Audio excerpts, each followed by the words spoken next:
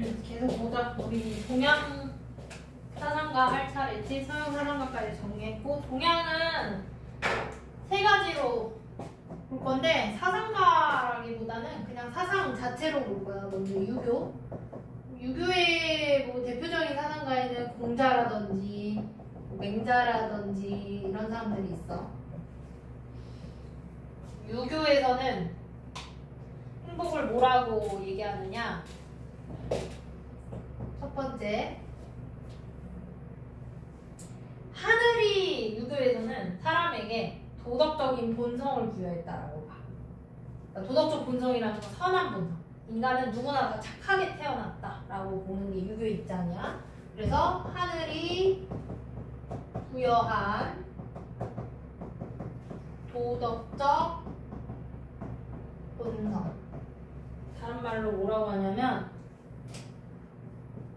선한 본성.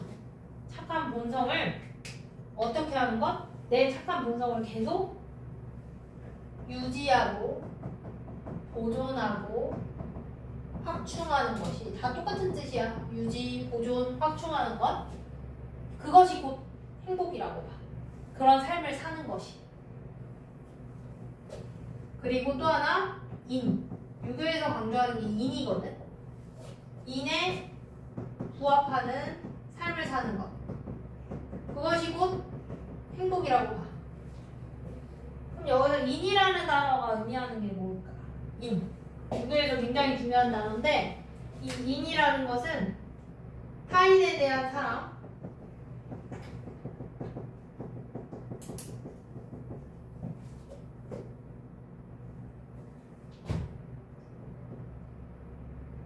그리고 인간다움을 의미해. 그러니까 나말고 다른 사람을 사랑하는 것, 그것이 꼭 인간이기 때문에 가능한 거야. 그걸 유교에서는 인이라고 하거든. 그래서 인을 추구해야 된다라고 본단 말이야. 그래서 인에 부합하는 삶을 살았을 때 행복해질 수 있다. 이게 바로 유교. 두 번째는 불교. 불교는 사상가 그냥 한 명이야. 불교를 만든 사람, 고타마 시타르타 석가모니. 얘는 불교에서는 행복을 뭐라고 보냐? 일단 불교는 기본적인 입장을 먼저 이해를 해야 되는데, 인간의 삶은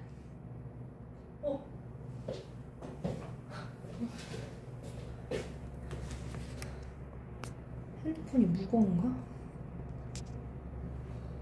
깜짝이야.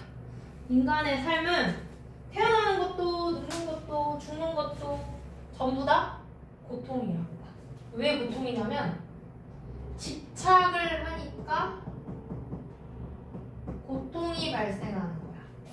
그러니까 예를 들어서 오래 살고 싶다, 늙기 싫다, 병들기 싫다, 또는 공부 잘하고 싶다, 예뻐지고 싶다. 이 모든 집착이 고통의 원인이라고 봐, 불교에서.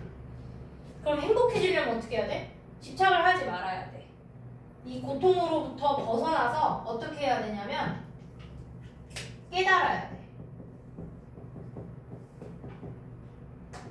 다른 말로 해탈해야 돼. 다른 말로 열반의 경지에 올라야 해. 그래야지 행복해질 수 있어. 왜 해탈이라는 단어는 많이 들어봤을 거야. 시험을 망쳐놓고 막 실실 웃는 애들이 있어. 뭐야? 해탈한 거야? 이렇게 표현하잖아. 즉 뭐냐면 이런 집착에서부터 벗어나서 모든 고통은 집착으로부터 비롯되지 라는 사실을, 진리를 깨닫고 열반의 경지에 오르는 것, 그것이 바로 깨달음. 그러면 행복해질 수 있어. 불교에서도 사랑을 얘기해. 어떻게 얘기하느냐? 불교는 연기설을 얘기하거든. 연기설이 뭐냐면 플레임은 인연생기설이야. 발음을 조심해야 되는데, 인연생기설. 연기설은 플레임이야. 연기설은 줄임말. 그럼 인연생기설의 뜻이 뭐냐면, 한자어라서 좀 어려워. 모든 것은 원인과 조건의 결과이다, 이렇게 얘기해. 이 세상 만물은 원인과 조건의 결과다. 이게 무슨 뜻이냐?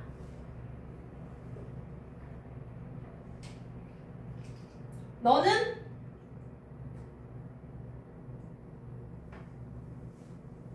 예를 들어서 엄마와 너와 외할머니가 있다라고 해봐. 어머니는 너의 원인이지. 근데 외할머니 입장에서는 엄마는 뭐야? 할머니의 결과란 말이야. 즉 엄마가 원인이기도 하면서 결과이기도 해. 그리고 엄마라는 원인이 있기 때문에 너라는 결과가 나온 거야. 이런 식으로 하면 이 세상 만물은 다 어떻다는 거야? 다 연결돼 있다는 거야. 즉 만물의 상호 의존성. 그럼 봐라. 네가 곧 엄마고 엄마가 곧 너인 거야. 다 연결돼 있기 때문에. 그럼 결국에는 뭐다? 남과 나와 타인이 아니야. 두 개가. 둘이 아니라는 거야. 나와 나 자신과 타인이 아니야. 다른 것이 아니다는 거야. 그럼 어떻게 해야 되겠어? 나를 사랑하듯 타인을 사랑해야 돼. 그래서 불교에서 말하는 게 뭐냐? 타인에 대한 사랑을 두 글자로 자비라고 얘기해. 되게 많이 들어봤지? 자비를 베푸세요. 자비로운 분. 이런 표현 많이 들어봤잖아요. 불교 용어야. 자비는 타인에 대한 사랑. 유교에서 사랑이 인이라면 불교에서의 사랑은 자비야. 그러면 행복한 삶이라는 건 불교 입장에서 이런 진리를 깨닫고 나를 사랑하는 남을 사랑하는 자비를 베풀면서 사는 것, 그게 곧 행복이다. 이게 불교. 그래서 불교는 단어 자체가 다 한자어이기 때문에 유교도 마찬가지지만 특히 불교 용어가 조금 어려워. 그래서 잘 봐둬야 돼. 마지막 도가. 도가는 대표적인 사상가 누가 있느냐? 여기 좀 안 보이니까 여기다 적을게. 도가는 대표적인 사상가 노자와 장자가 있어. 많이 들어봤을 거야. 도가를 다른 말로 뭐라고도 하냐면 얘네들 이름 앞글자씩 따서 노장사상이라고도 해. 그래서 다른 말로. 도가는 어떤 특징을 지니느냐? 얘네들이 추구하는 걸 그냥 한 단어로 설명할 수 있어. 그게 바로 뭐냐면 무위자연. 무슨 뜻이냐? 없다. 인위적이다. 이런 뜻이야. 인위적이라는 건 인간의 의지가 개입한 걸 말하는 거야. 그러면 무위라는 것의 뜻은 뭐냐면 인위적인 것이 없는 것. 자연은 뭐겠어? 자연 그대로의 것.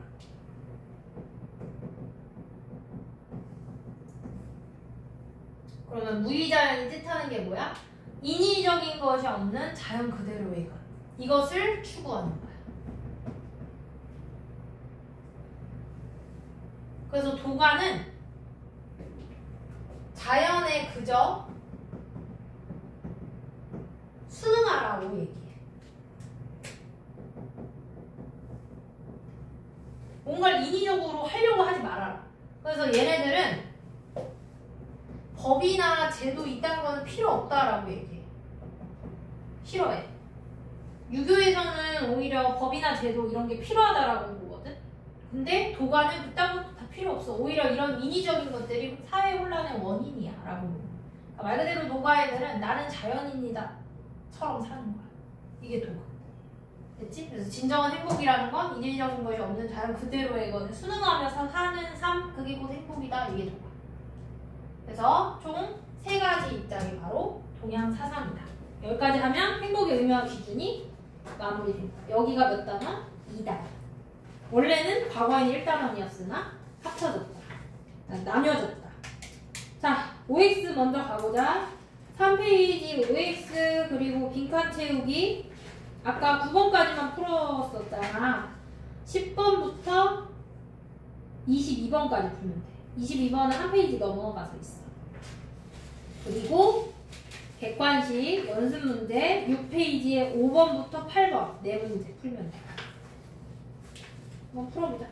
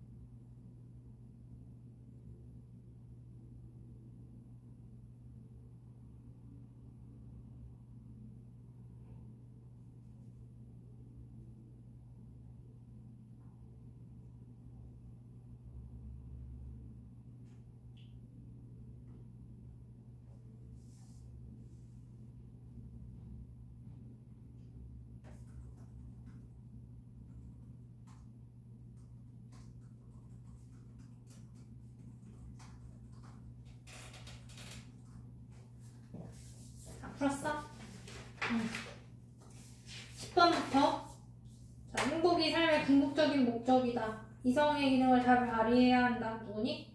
아리스토텔레스. 그 다음 11번은 육체의 고통이 없고 마음의 불안이 없는 평정심의 상태. 누구? 에피쿠로스. 그 다음에 정령이라는 단어 보이네. 12번. 누구니? 스토아파라고 적으면 돼. 사상과 구분은 딱히 할 필요 없고. 그 다음 13번에 당위적으로 지켜야 할 도덕 법칙? 칸트지. 14번에 행복은 쾌락은 충족하고 고통은 제거하는 것. 벤담과 밀, 즉 공리주의. 15번은 어떤 사상이니? 도가지, 자연 그대로의 모습. 16번은 불교지, 해탈이라는 단어 보일 거야. 그 다음 17번은 유교지, 하늘로부터 부여받은 도덕적 본성. 여기서 도덕적 본성은 선한 본성. 그 다음 18번에 다 뭘까? X지. 왜 틀렸냐? 오히려 정신적인 쾌락을 우선적으로 추구하잖아. 그렇기 때문에 아닌이 틀린 거고. 19번은 X지. 모든 욕구를 부정한다라는 얘기는 모든 욕구를 제거한다는 얘기고, 그거는 다른 말로 해서 죽으라는 얘기야. 먹지도 말고 자지도 말아라. 그건 아니지. 최소한의 자연적이고 필수적인 욕구만을 충족하라 라고 얘기했어. 그래서 모든이 틀린 거. 그 다음 20번에 이성적 기능을 탁월하게 수행할 때 아리스토텔레스 맞지? 그 다음에 21번에 최대단의 최대 행복은 칸트가 아니라 벤담과 밀 같은 공리주의로 고쳐줘야 되잖아. 그래서 X가 답이겠지. 그 다음 한 페이지 넘어가서 4페이지에 22번 도가 인위적인 욕심을 버리고 자연에 따르는 삶. 이게 바로 무의자연 아니겠어? 그래서 맞는 선지. 자, 넘어가 보자.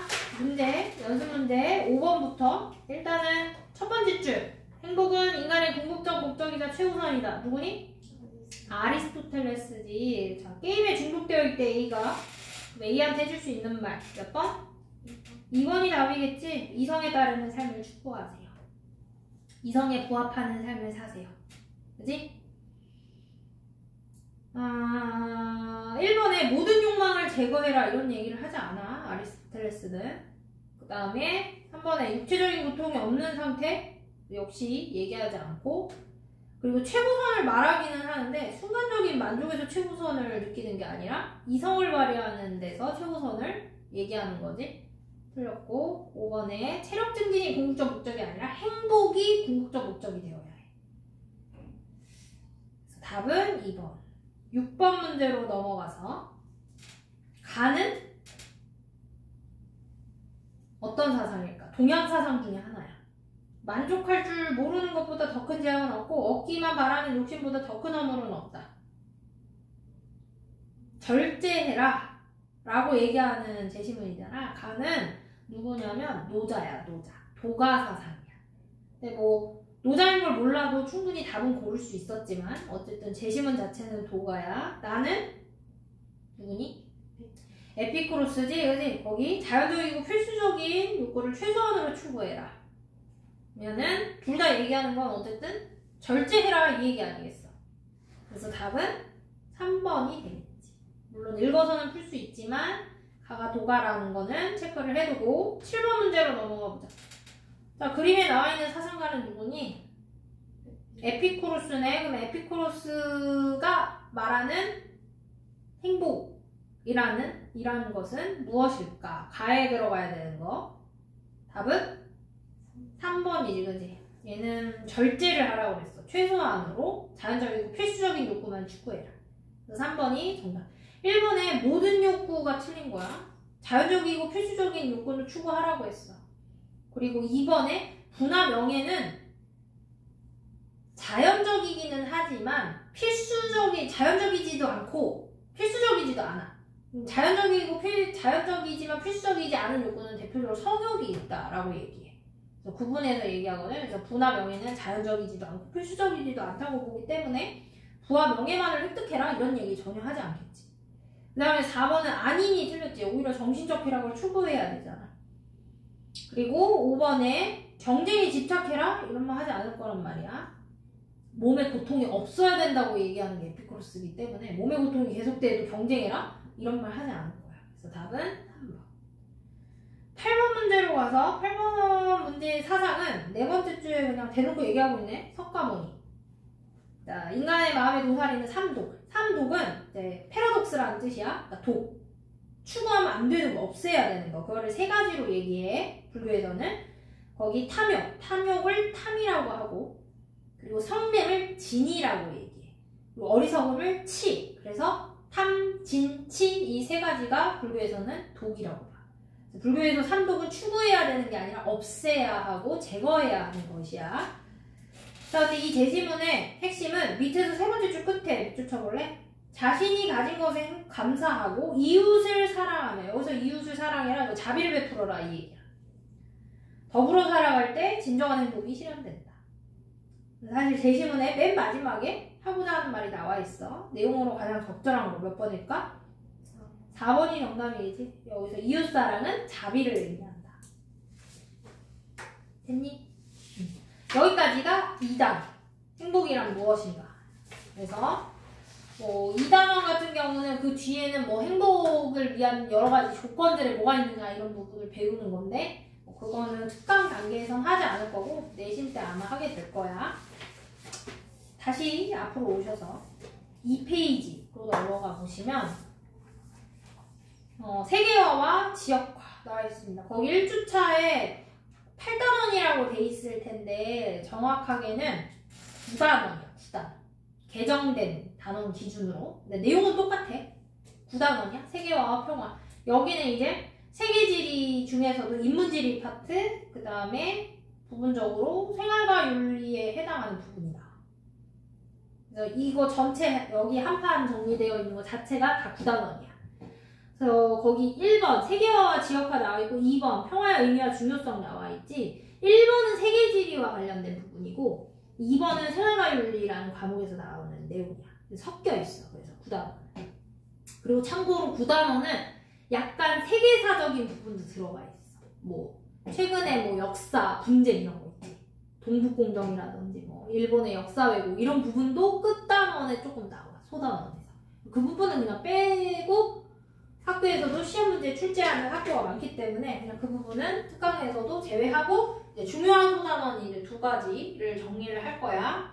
세계화와 평화. 자, 먼저 1번 세계화와 지역화 나와 있지. 선생님 구분을 해놨어. 왼편에는 세계화가 나와 있고 오른편에는 지역화가 나와 있어. 현 상황에서는 세계화와 지역화가 동시에 이루어지고 있어. 그래서 두 가지의 의미를 구분하고 어떤 양상, 그 다음에 그것에 따른 문제점, 해결책 이렇게 나눠서 본 거야. 먼저 세계화부터 정리를 하자. 거기 첫 번째 칸에 뭐라고 나와 있느냐? 의미라고 나와 있지? 자, 의미를 적을 거야. 세계화라는 건 뭐냐면 어떻게 세계화가 이루어지게 됐냐면 최근 들어서 교통과 통신이 발달하면서 교통과 통신이 발달했다라는 것은 뭐냐면 시공간적 제약이 줄어들었다는 얘기랑 똑같은 뜻이야. 시공간적 제약이 줄어들었어. 그러니까 내가 가고 싶을 때 얼마든지 가고 예전에는 막 몇 달씩 걸리던 거리 걸어서 근데 이제 막 몇 시간 만에 서울에서 부산까지 3시간이면 간단 말이야. 그치? 이런 거. 이런 시공간적 제약이 줄어들었단 말이야. 그다음 또 하나 세계화의 배경에는 어떤 것들이 있냐면 WTO 같은 세계 무역기구 같은 것의 등장.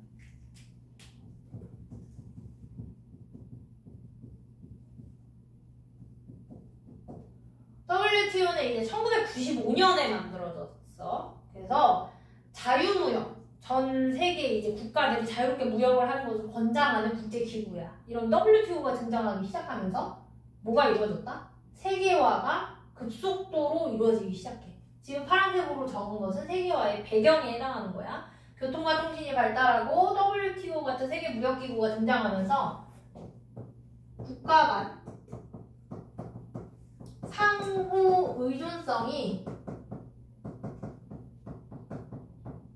증대되면서 의미에다 다 적는 거야. 국경을 넘어서 세계가 하나로 통합되어 가는 현상. 우리는 그것을 세계화라고 해. 그러니까 이제 국경의 의미가 과거에 비해서 좀 옅어졌지. 이게 세계화의 의미야. 그러니까 말 그대로 위아더 월드가 되고 있다. 이런 뜻이야, 세계화. 그러면 세계화의 양상을 정리를 할 건데 거기 선생님 칸을 두 개로 나눠놨지? 두 개로 나눠서 볼 거야. 첫 번째, 세계화는 어떻게 전개가 되느냐. 크게 두 가지 측면으로 볼 건데 여기서 등장하는 첫 번째, 동그라미 1번. 첫 번째 칸에다 적으면 돼. 다국적 기업이야. 거기 칸에 양상에 보면 조그만 칸으로 선생님 뒤에 빼놨잖아. 거기는 예시를 적으면 돼. 다국적 기업의 예시에는 뭐가 있느냐. 멀리서 찾을 필요도 없어. 삼성. 바깥으로는 애플. 생각해봐. 해외 나가보면 어디 동남아시아든 저기 아메리카 내륙이든 곳곳에 삼성의 연구소라든지 생산 공장 등이 있지. 이렇게 다양한 국적에 걸쳐서 기업 활동을 하는 회사를 우리는 다국적 기업이라고 해. 그러면 다국적 기업에서 알아둬야 되는 건 봐봐. 본사 따로 있고 공장 따로 있고 연구소 따로 있고. 근데 이 세 가지의 국적이 다 제각각이야. 이걸 우리는 뭐라고 하냐면 공간적 분업이라고 해. 매우 중요한 단어야. 별표 하나 날려주고. 공간적 분업은 세 가지로 나눠서 적을 거야. 먼저 다국적 기업에 본사가 있고 연구소가 있고 생산 공장이 있어. 이렇게 나눠서 볼 거야.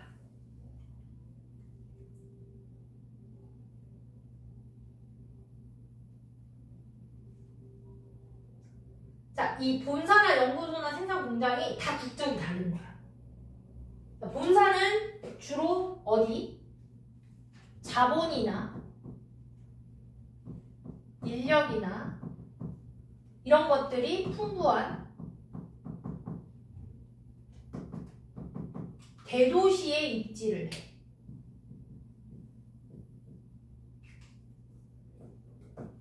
말 그대로 본사는 다국적 기업에서 중심 역할을 하는 핵심 회사를 말하는 거잖아. 그렇기 때문에 주로 대도시에 입지를 해.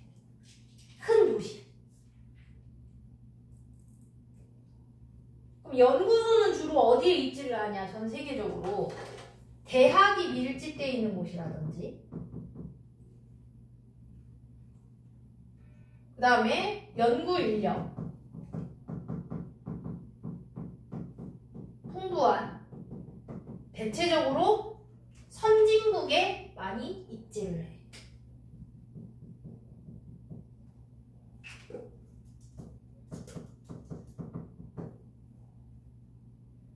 그럼 공장, 물건을 찍어내는 공장은 물건을 찍어내려면 뭐가 필요해? 많은 노동력이 필요해.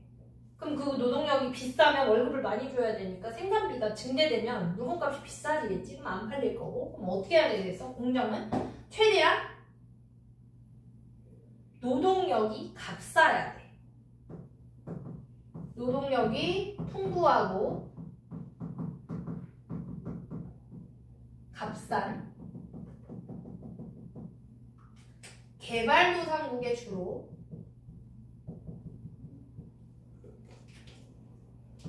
입지해. 개발도상국은 좀 나쁘게 말하면 후진국들. 주로 동남아시아라든지 과거에는 중국이라든지 노동비가 우리나라보다 물가가 저렴하기 때문에 노동력이 싸단 말이야. 여기 인간이 많고. 그래서 그런 곳에 주로 생산 공장이 입지를 한다. 그래서 세계화의 양상에 따라서 이제 국경의 의미가 사라지면서 이런 본사나 연구소나 생산 공장이 전 세계적으로 흩뿌려뜨려지는 거지. 이걸 뭐라고 한다 우리는? 공간적 분업이라고 해. 공간적 분업을 그럼 하는 이유는 뭘까? 시장이 예를 들어서 삼성은 한국에서만 핸드폰을 판매하는 게 아니야. 전 세계적으로 판매를 해. 전 세계적으로 판매를 하는 이유는 뭐냐면 이 공간적 분업을 통해서 무엇을 실현할 수 있냐면 규모의 경제를 실현할 수 있어. 단어가 되게 어렵지. 규모의 경제라는 건 무슨 뜻이냐면 이거야. 내가 빵을 만들려고 해. 빵을 만들어서 팔려고 해. 그러면 10개를 만드는 것과 100개를 만드는 것 중에 무엇이 더 생산비, 한 개당 단가가 저렴할까? 100개지 당연히 개수가 많아지면 많아질수록 원가가 절감되는 효과가 있잖아. 대량으로 구매를 해서 더 싸게 가져올 수 있단 말이야. 원료를. 그렇기 때문에 삼성은 한국에서만 핸드폰을 파는 게 아니라 전 세계적으로 시장을 확대해. 그 이유는 규모의 경제를 실현하기 위해서야. 규모의 경제가 방금 말한 거야. 생산 시장을 넓히고 생산량을 늘려서 생산 단가를 줄이는 것. 그게 바로 규모의 경제야. 그래서 규모의 경제를 실현할 수 있다. 공간적 분업을 통해서. 됐니? 이 규모의 경제라는 단어는 뒤에 이제 경제 단어에서 우리가 다시 한번 할 거야. 자, 어쨌든 첫 번째 양상은 다국적 기업, 두 번째 양상.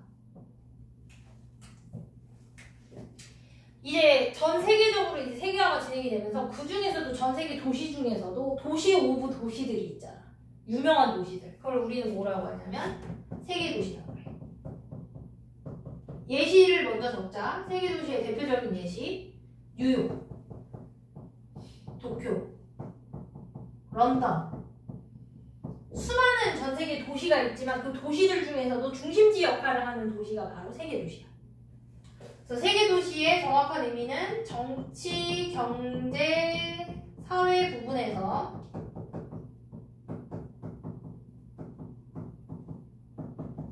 전 세계의 중심지 역할을 하는 도시를 우리는 세계 도시라고 해.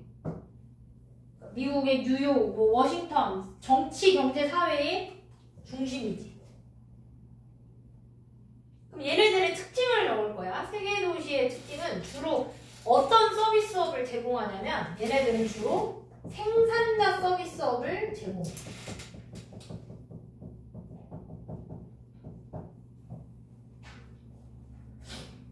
생산자 서비스업? 말이 되게 어렵지. 생산자 서비스업이란 서비스업의 종류가 두 가지가 있어. 첫 번째는 생산자 서비스업이고 두 번째는 소비자 서비스업이야. 생산자 서비스업은 주로 수요의 주체가 누구냐면 기업이야, 기업. 생산 과정에서 필요한 서비스업이야. 물건을 만드는 거야. 예를 들면 금융이라든지 회계라든지 이런 것들. 이게 생산자 서비스업이야. 그래서 세계도시 같은 경우는 생산자 서비스업의 수요가 많다라는 거 세계도시의 특징이야. 그 다음에 또 하나 주로 이런 세계도시에 뭐가 입지를 하느냐 국제기구의 본부가 입지를 하게 되고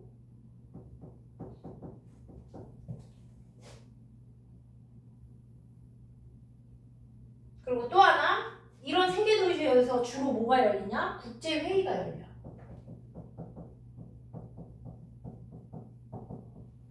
이런 특징들을 가지는 게 바로 뭐다? 세계도시다. 그래서 여기서 문제가 어떤 식으로 나오냐면 지도를 주고 지도에다가 주요 도시들의 점을 찍어놔. 그리고 이 지역들의 공통점이 뭐냐? 뭐 뉴욕이라든지 도쿄라든지 런던이라든지 이 지역들의 점을 찍어놓고 세계도시에 대해서 물어보는 거지. 그래서 세계화의 양상은 이렇게 두 가지. 다국적 기업과 세계도시의 양상을 띈다. 그러면 세계화가 마냥 좋기만 하냐? 그건 아니겠지. 거기 양상 밑에 문제점과 해결책이 나와 있잖아. 문제점에 대한 해결책을 위아래로 매칭을 시킬 거야. 그래서 맞춰서 적어야 돼. 먼저 첫 번째 문제점을 볼 거야. 세 번째 문제점. 선생님 이렇게 적을게. 첫 번째 문제점은 뭐냐면 국가 간 빈부격차야. 솔직히 말해서 미국은 계속해서 잘 살지 유럽도 계속해서 잘 살아. 미국이나 유럽은 계속해서 잘 살고 개도국은 계속해서 개도국이야. 그 순위가 바뀌지가 않는단 말이야. 그지? 그럼 국가 간 빈부격차를 해결하기 위한 해결 방안에는 어떤 것들이 있느냐? 도와줘야지. 개도국. 못 사는 나라, 뭐 아프리카 같은 나라들을 말 그대로 우리가 기부해줘야 되잖아. 뭐 유니세프 이런 기구들 생각해보면 돼. 즉 국가 간 빈부격차를 해결하기 위해서 공적 개발 원조가 필요해. 공적개발 원조 단어가 되게 어렵지. 서술형으로 내기도 해. 이 단어를. 뭐냐면 도와주는 거야 말 그대로. 쌀을 준다든지 돈을 준다든지 차관을 제공한다든지 이런 것들이 공적개발 원조야. 그 다음에 기술 이전이 이루어지기도 해. 선진국의 우수한 기술을 개발도상국에 전수해 주는 거야. 그 다음에 국가 간 빈부격차를 극복하기 위한 방법 중에서 정말 중요한 게 나와. 공정무역 그리고 공정연행. 공정무역이라는 게 뭐냐면 사실 이제 개발도상국 중에서는 제대로 된 대가를 지급받지 못하고 노동을 하는 개발도상국 사람들이 많아. 예를 들어서 한때 예전에 뭐가 문제가 됐냐면 나이키에서 이제 축구공을 만드는데 그 축구공 하나를 한 땀 한 땀 다 꼬맨대. 근데 그 꼬매는 걸 누가 하냐면 아프리카의 아주 어린 아이들이 노동 착취를 당하면서 그렇게 꼬맨대. 그래서 한때 그게 밝혀지기 시작하면서 걔네들한테 뭐 많이 주겠어? 많이 안 주겠지. 막 몇 달러밖에 안 주고 이러는 거야. 걔네들은 계속해서 어떻게 가난해지는 거지. 힘들어지고 너무 노동 강도가 심하니까. 그래서 나이키 불매 운동이 일어나기도 했어. 그러면 어떻게 해야 되냐. 공정무역은 이거야. 오케이, 나이키의 축구공을 사주겠어. 대신에 그 축구공을 만드는 아이들한테 정당한 생산 단가를 지급해. 그러면 그 물건을 수입을 해줄게. 이게 바로 공정무역이야. 공정무역이나 공정여행 전부 다 뭐냐면 생산자에게 정당한 대가를 지급하는 거야.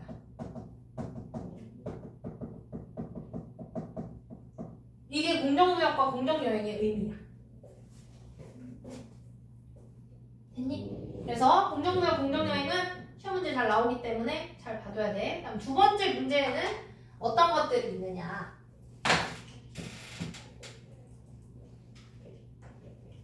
보편윤리와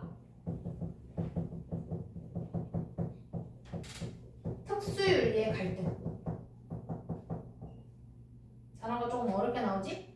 보편윤리와 특수윤리의 갈등. 어떤 차이가 있느냐? 보편윤리는 언제 어디서나 지켜져야 되는 윤리를 말해. 예를 들면 예시를 들어줄게. 생명의 존엄성 같은 거.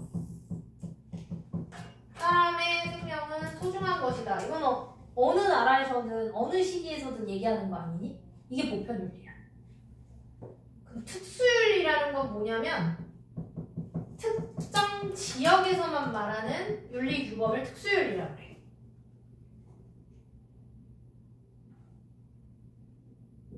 그럼 특수윤리의 대표적인 예시가 뭐가 있느냐? 이슬람의 명예살인 같은 걸 떠올려보면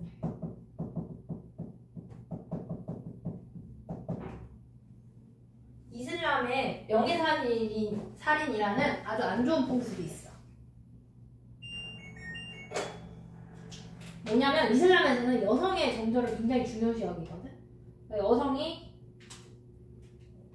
수녀를 잃는다. 그럼 그거는 죄인 거야, 죄. 그래서 예를 들어서 우리 집안에 뭐 오빠도 있고 아빠도 있다라고 해봐. 근데 내가 원치 않은 성폭행을 당해서 원치 않은 임신을 했어. 예를 들어서 성폭행을 당해서. 그러면 오빠나 나의 친오빠나 친아빠가 나를 죽이는 거야. 너는 우리 집안의 명예를 더럽혔다. 이게 이슬람의 명예살인이라는 풍습이야. 그럼 봐봐. 인간의 생명은 소중한 건데 이런 이슬람의 명예살인까지 인정해주기에는 조금 곤란하지? 그지? 그럼 이런 세계화가 진행이 될수록 우리 입장에서는 이 이슬람 지역의 명예살인이 굉장히 미개하단 말이야, 이 문화가. 그럼 당연히 뭐가 갈등하겠어? 너네들은 무식해, 무지해. 이렇게 하면 얘네들은 또 얘네들대로 그게 우리의 윤리야 라고 맞설 수 있잖아. 세계화가 진행이 되면서 이런 보편윤리와 특수윤리의 갈등이 발생할 수 있다는 거야. 그러면 해결책에다 적어. 그럼 얘는 어떻게 해결을 해야 되겠니? 일단은 보편윤리를 존중해야 되겠지, 이슬람 지역의 애들은. 그리고 특수윤리에 대한 뭐가 필요하겠어? 성찰이 필요하겠지. 과연 이슬람의 명예살인이 보편윤리를 훼손하는 부분은 없는지. 그러니까 물론 세계마다 지역마다 다양한 윤리규범이 있겠지만 상대성을 인정하지만 잘못된 점은 없는지 성찰을 해야 되겠지. 이게 해결책. 자, 마지막 세계화에 따른 문제점. 바로 문화의 획일화.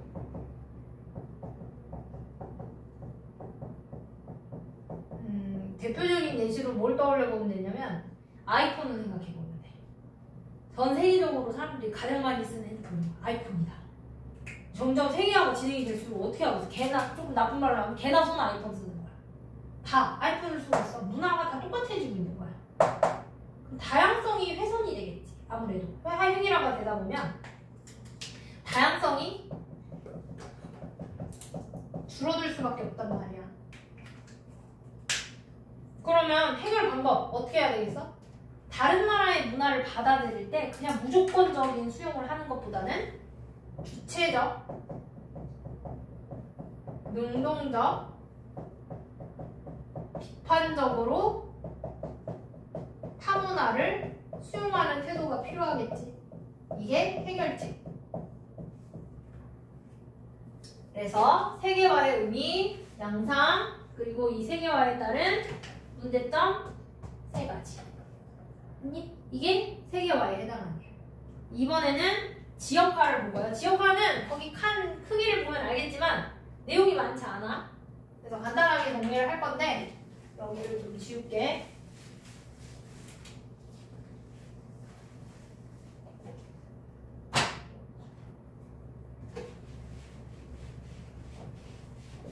자, 지역화 두 번째. 지역화는 조심해야 되는 게 세계화랑 대비되는 표현이 아니야. 세계화와 동시에 진행이 되는 개념이다 라고 보면 돼. 그럼 거기 지역화의 의미 먼저 적자. 얘네들의 의미. 특정 지역의 특성이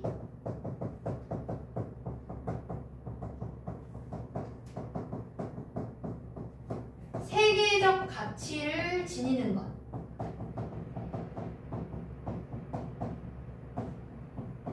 그거를 우리는 지역화라고 그래. 양상을 보자. 지역화의 대표적인 양상 첫 번째, 지리적 표시제가 나와.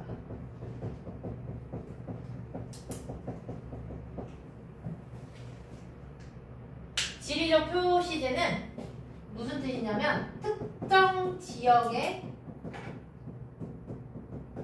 생산물의 원산지를 표기하는 것. 그게 지리적 표시제. 예시를 보면 이해가 쉬울 거야. 바로 그 칸에다 예시까지 적으면 돼. 예를 들면 이런 거야. 보성, 녹차, 영광, 굴비. 자, 굴비와 녹차 앞에 뭐가 붙었어? 지역 이름이 붙었지. 보성 하면 녹차, 영광 하면 굴비. 이런 특산물이 지리적 표시대의 대표적인 예시야. 그러니까 그 제품이, 상품이 어디서 났는지를 표기하는 거예요. 원산지. 다음 두 번째 양상, 바로 장소 마케팅.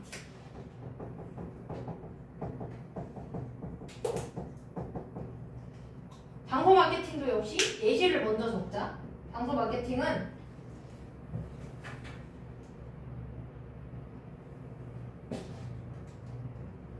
자, 프랑스 파리 하면 뭐가 떠올라? 파리 하면 떠올라. 에펠탑.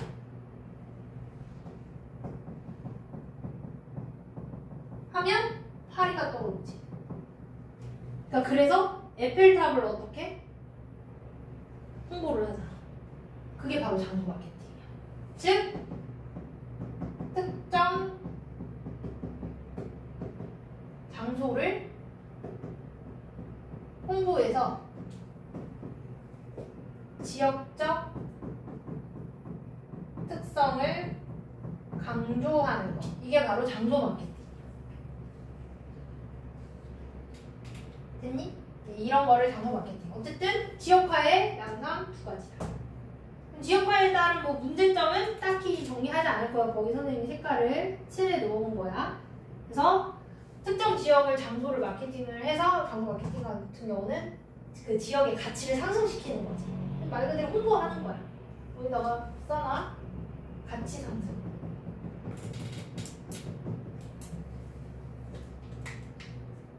이게 지역화야. 지역화는 별 내용이 없어. 지리적 표시제나 장소 마케팅 정도만 알아두면 돼.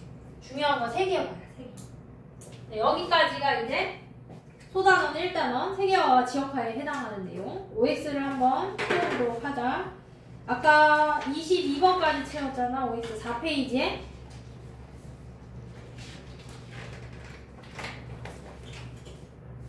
23번부터 32번까지 채우면 돼. 23번부터 32번. 그리고 뒤에 객관식은 9번부터 12번까지. 네 문제.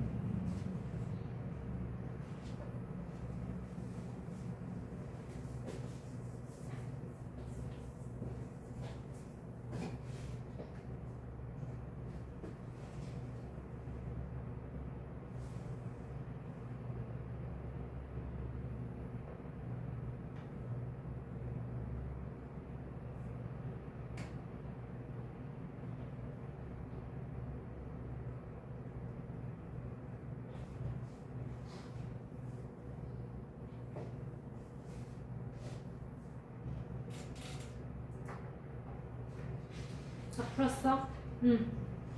23번. 전 세계가 상호 의존하면서 국경을 넘어 하나로 통합된다. 세계화지. 24번은 특정 지역이 세계적 가치를 지니는 거. 지역화지. 25번은 뭐니? 다국적 기업이지. 뭐 애플이나 삼성 같은 기업들. 26번은 공간적 분업이라고 한다고 그랬어. 본사, 그다음 연구소, 생산 공장이 다 다른 국적 기업을 다국적 기업이라고 하고 그 다국적 기업이 그렇게 세 가지로 분화되는 현상을 공간적 분업이라고 했어. 27번은 세계 도시지 도쿄나 런던 같은 곳. 자, 28번 틀렸지? 뭐가 틀렸을까? 노동력이 풍부한 국가 입지시키는 건 본사가 아니라 생산공장이겠지. 그래서 틀렸어. 29번은 그치, 만약에 삼성이 저기 방글라데시에 공장을 세웠어. 그럼 그 공장에 이제 노동자들을 고용할 거 아니야? 그럼 그 방글라데시 입장에서는 일자리가 늘어나겠지. 고용을 창출할 수 있다? 당연히 맞아. 30번에 문화의 획일화는 모두가 다 애플을 쓰는 거야. 아이폰을 쓰는 거야. 그렇기 때문에 각 고유한 전통 문화가 오히려 사라지는 거지. 그래서 강화가 틀리는 거야. 다음 31번은 공정무역, 공정여행, 빈부격차 해결법이라고 그랬지? 맞아. 다음 32번에 또 다른 문제점, 보편윤리와 특수윤리 간의 입장 갈등이 생길 수 있다. 대표적으로 뭐 이슬람의 명예살인 같은 거 들 수 있지. 뒤에 연습 문제로 가셔서 9번에 자, 거기 보시면 기업 무슨 탐구 내용에 두 번째 보면 땡땡 녹차, 땡땡 녹차. 아까 예시로 들어준 것처럼 보석 녹차 같은 거 한번 떠올려봐. 이거 지역화의 전략이었지. 지리적 표시제. 정답은 1번이 되겠지. 이런 자료를 보고 해당하는 답을 고르면 돼. 10번으로 가시면 옳지 않은 거 고르라고 했어? 틀린 거 몇 번이니? 1번이지. 오히려 교통과 정보통신 기술이 발달하면서 시 공간적 제약이 줄어들었다고 했잖아. 원하는 곳을 마음대로 갈 수 있고 소요되는 시간도 줄어들어. 그래서 1번이 틀린 거. 커졌다가 아니라 오히려 작아졌다라고 고쳐줘야 되고. 11번은 역시 옳지 않은 거 고르래. 몇 번이니? 5번. 그치.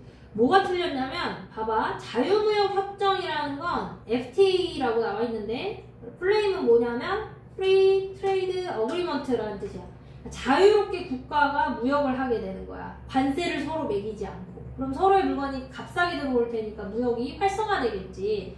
그게 FTA인데 FTA는 경제적인 통합을 추구하는 거지 사회 정치적인 통합을 추구하는 게 아니야. 그래서 5번 틀렸지. 사회 정치적 통합은 무엇을 의미하냐면 정부를 하나로 합치는 거야. FTA가 그렇게 하자고 하는 건 아니잖아. 그래서 5번이 틀린 선지가 되겠어. 그럴듯해 보이지만 조심해야 돼. 그 다음에 12번으로 가서 몇 번이 답이니? 3번이 답이지. 기억은 본사가 틀렸지. 주로 생산공장이 저임금 노동력이 풍부한 국가 입지를 하게 되고. 그 다음 리을 왜 틀렸을까? 획일화는 오히려 고유문화의 정체성이 약화되는 거잖아.